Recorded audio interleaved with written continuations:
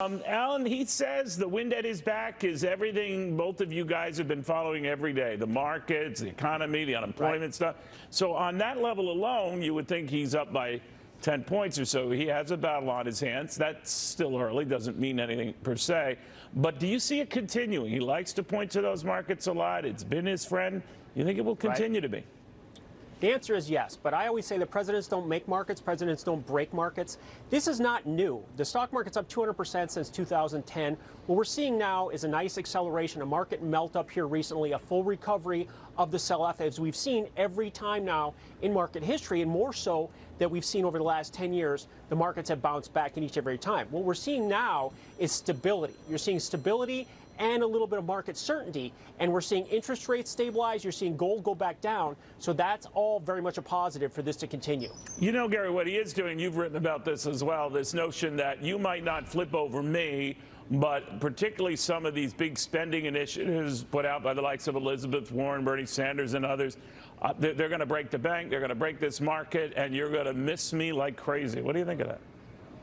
Oh, I think Elizabeth Warren and Bernie Sanders have given him a gift. Look, we have a president that has lowered taxes, got rid of regulations, and you have the opposite. They're not just wanting to raise taxes, they want to raise taxes big time, regulations big time, government control big time, and I think that's going to be where we go into next year, notwithstanding Biden, who's the more moderate. And I think he's got a darn good case to stand on when you see all the evidence around the globe of countries that have gone the way of Sanders and Warren. So, you know, the fight is on, and I think he's got a lot of great numbers. He can back himself on 3.6% unemployment. And something he said today that I've been talking about for a long while.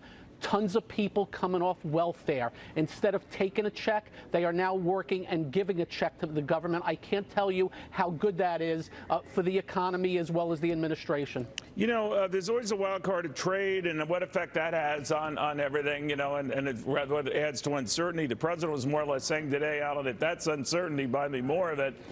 He likes this environment, trade or no trade, and he didn't sound like he's in any rush to close a deal. What did you think?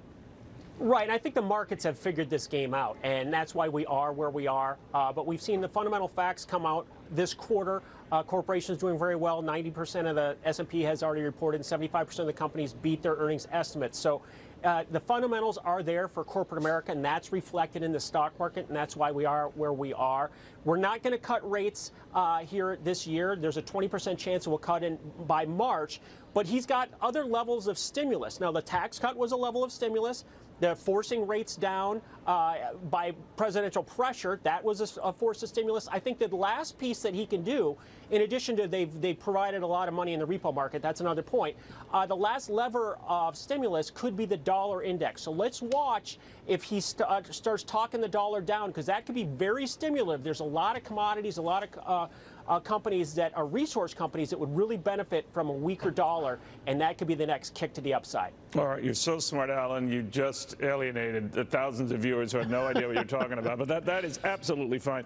But Gary, no, I'm kidding. One thing, Gary, I do see is the president saying, do you feel better about how you're doing right now? It's the old playoff, you know, where were you versus 4 years ago? And he's obviously banking on most Americans saying, yeah, I am better off. Well, look, if you have a market that's up 50 to 60% since you were elected, if you have unemployment, well, I think there's millions and millions of jobs that were not at this point in time. You got the numbers. The big thing is we have a year left. If this continues, I think it's going to be very tough for him to lose, regardless of all what I call the other stuff, regardless of impeachment, regardless of the rhetoric and the tweets. You know, people do vote with their pocketbooks, their wallets, and the jobs. And when somebody didn't have a job 3 years ago that has today, that's a potential vote for the president. And that's what we're watching for throughout the rest of the year. I think the winds at his back, and we're 1.5% 10-year really does help. All right, we'll see, gentlemen. Thank you both very much for taking the time.